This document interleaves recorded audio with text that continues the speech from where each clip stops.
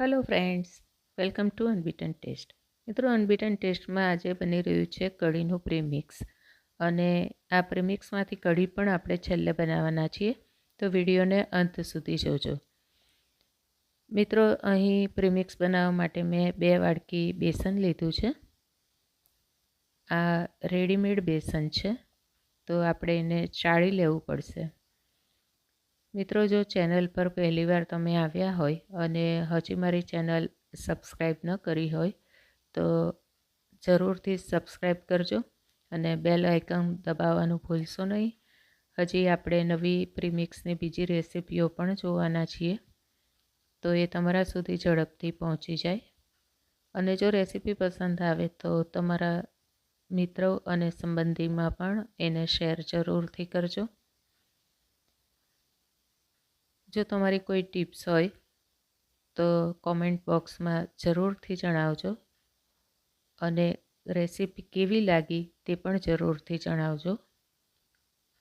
તો અહીં આપણે આ પ્રમાણે પ્રીમિક્સને બનાવતા પહેલાં બેસનને ચાળી લઈશું. જો અંદર દાળના કણ રહી ગયા હોય તો એ પણ ચાળીએ ત્યારે નીકળી જાય છે. આપણે બેસનને ચાળવું ફરજિયાત છે. ચાળ્યા વગર બેસન લેવું નહીં. તો અહીં હવે બેસનને આપણે સાઈડ પર રાખી અને મસાલા જોઈ લઈએ. તો અહીં મસાલામાં મેં તજના ટુકડા લીધા છે 7-8, 8 એક લવિંગ લીધા છે, 8 એક નાની એલચી છે અને 2 તમાલપત્રને તોડીને લીધા છે. સાથે અહીં કોથમીર અને લીમડાના પાન છે.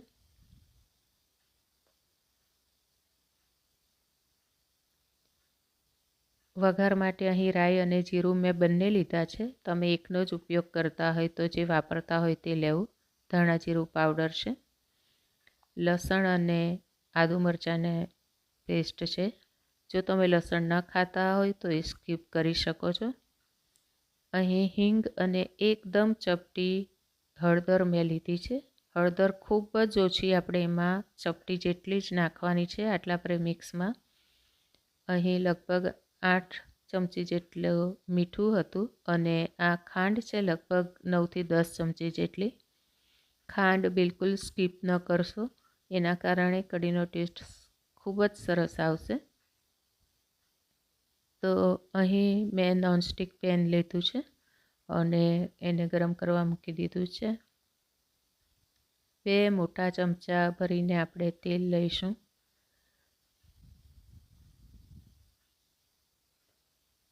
અને તેલ થોડું ગરમ થાય એટલે આપણે એની અંદર જે આખા મસાલા લીધા છે, તજ, લવિંગ, એલચી, તમાલપત્ર, આ બધું ઉમેરી લઈશું. મિત્રો, ખાસ ધ્યાન રાખવાનું છે કે ગેસની ફ્લેમ આખી રેસિપીમાં આપણે મીડિયમ અથવા તો લો ફ્લેમ જ રાખવાના છીએ. ફૂલ ફ્લેમ પર કામ કરવું નહીં. પ્રીમિક્સ તૈયાર કરીએ એ બધું જ આપણે મીડિયમ ટુ લો ફ્લેમ પર જ કરવાના છીએ.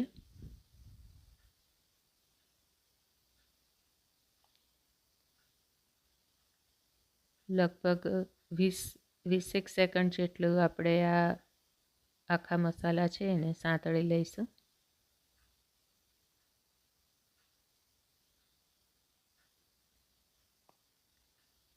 ત્યારબાદ એમાં વઘાર માટે લીધેલા રાઈ અને જીરું ઉમેરી દઈએ છીએ.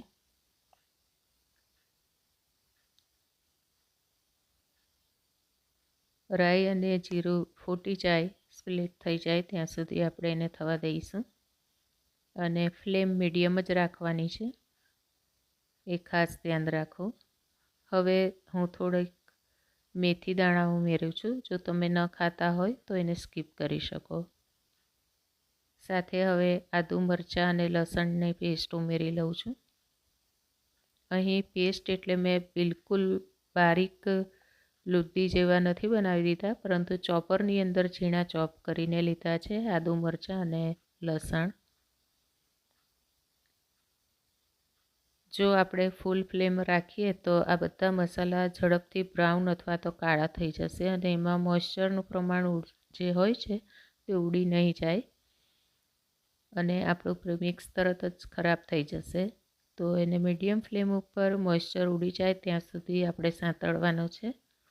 આદુ મરચાં નાખ્યા પછી લગભગ 4 થી 5 મિનિટ આપણને સાંતળતા થશે. મરચાંનું પ્રમાણ તમે તમારી ઈચ્છા મુજબ વધઘટ કરી શકો. મેં કાપેલા ચોપ કરેલા મરચાં લીધા છે, તમે એના ટુકડા કરીને પણ લઈ શકો, પરંતુ સાંતળીએ ત્યારે એમાંથી મોઇશ્ચર ઉડી જવું જોઈએ.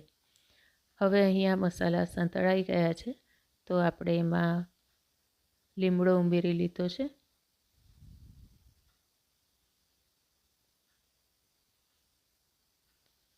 અને હવે સાથે થોડી જે કોથમીર આપણે ઉમેરવાના છીએ તે પણ આની સાથે એડ કરી લઈએ. કોથમીરનું પ્રમાણ મેં અહીં ઓછું રાખ્યું છે. તમને વધારે પસંદ હોય તો વધારે પણ નાખી શકાય. કોથમીર અને લીમડાનું મોઇશ્ચર ઉડી જાય ત્યાં સુધી આપણે એને સાંતળી લઈશું. તો અહીં આપણા બધા જ મસાલા સાંતળાઈ ગયા છે અને મેં ગેસને બંધ કરી દીધો છે. હવે જે કોરા મસાલા છે તે આપણે ઉમેરીએ. ધાણા જીરું પાવડર ઉમેરી લઈએ છીએ. હિંગ અને ચપટી હળદર જે હતી તે અંદર ઉમેરી લીધી છે. હવે આપણે એમાં મીઠું એડ કરી લઈશું.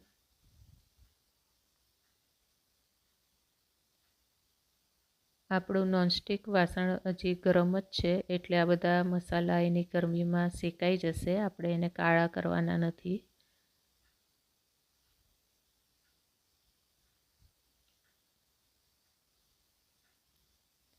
તો આપણા મસાલા તૈયાર થઈ ગયા છે.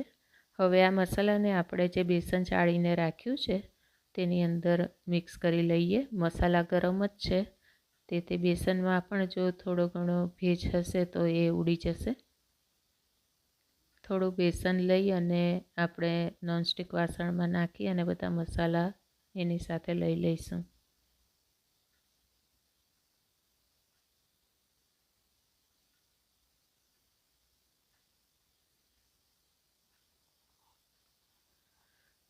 હવે જે આ મસાલા છે એને બેસન સાથે બરોબર મિક્સ કરી લઈશું.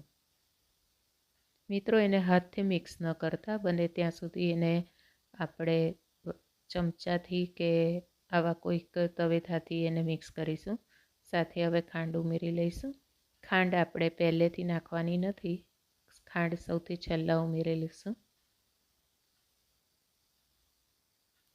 જો હાથથી તમે મિક્સ કરો તો ધ્યાન રાખવાનું કે બધા મસાલા એમાં તૂટી નહીં જાય, કારણ કે અત્યારે ગરમ છે તો એ ક્રિસ્પી હશે એકદમ, તો થોડુંક પણ પ્રેશર આવશે તો એ તૂટી જશે. તો હવે આપણું પ્રીમિક્સ તૈયાર થઈ ગયું છે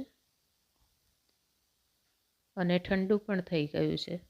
તો આપણે એને એક એરટાઇટ કન્ટેનર અથવા તો આવી કોઈ કાચની બોટલમાં ભરી અને મૂકીશું. મિત્રો, મેં વઘાર માટે ઘીનો ઉપયોગ કર્યો નથી, કારણ કે આ પ્રીમિક્સને હું ફ્રીજની અંદર સ્ટોર કરવાની છું અને લગભગ 1 થી 1.5 મહિનો આ પ્રીમિક્સ મારું ચાલશે. તો ઘી ઉમેરીએ તો આપણા પ્રીમિક્સમાં ગઠ્ઠા પડી જાય, એટલે જ્યારે આપણે છાશમાં મિક્સ કરીએ ત્યારે બરોબર મિક્સ ન થાય, તેથી અત્યારે અમે તેલનો ઉપયોગ કર્યો છે.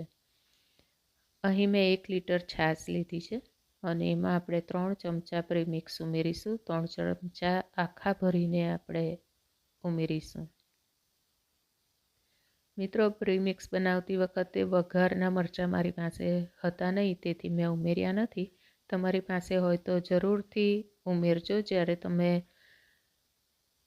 રાઈ અને જીરું એડ કરો એની સાથે મરચાં પણ ઉમેરી લેજો. હવે આ પ્રીમિક્સને આપણે હલાવીને મિક્સ કરી લઈશું. છાશમાં પ્રીમિક્સ મિક્સ કર્યા પછી જ એને ગેસ ઉપર મૂકવાનું છે અને ખૂબ જ આરામથી આ પ્રીમિક્સ તમારું છાશમાં મિક્સ થઈ જશે.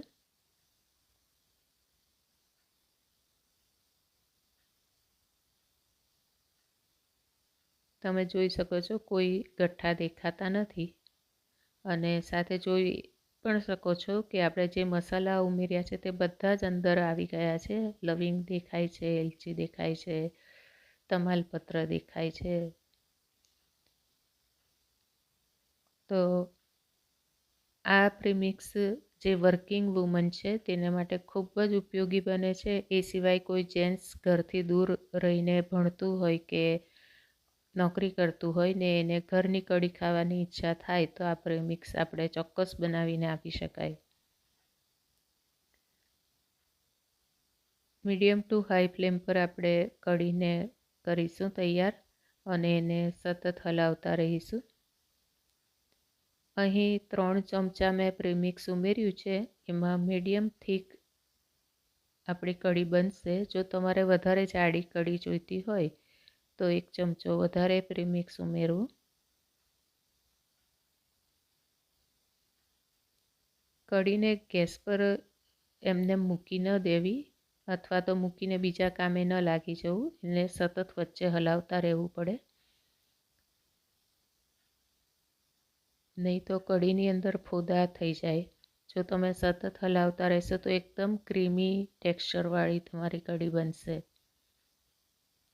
મિત્રો, આ કઢી થઈ જાય એટલે આપણે મસાલા ટેસ્ટ કરી લેવા. જો તમને મીઠું કે ખાંડ કંઈક ઓછું લાગતું હોય તો ઉમેરી લેવું. આ સ્ટેજ ઉપર આપણે અંદર 2 ચમચા ઘી પણ ઉમેરી લઈશું, કારણ કે ઘી વગર તો કઢીનો ટેસ્ટ અધૂરો જ કહેવાય.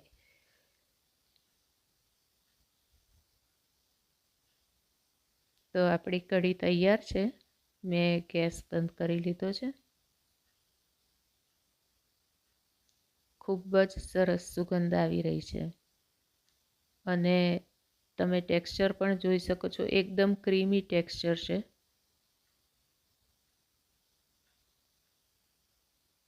એની ફ્લેવર એટલી સરસ આવે છે કે તરત જ ખાવાનું મન થઈ જાય.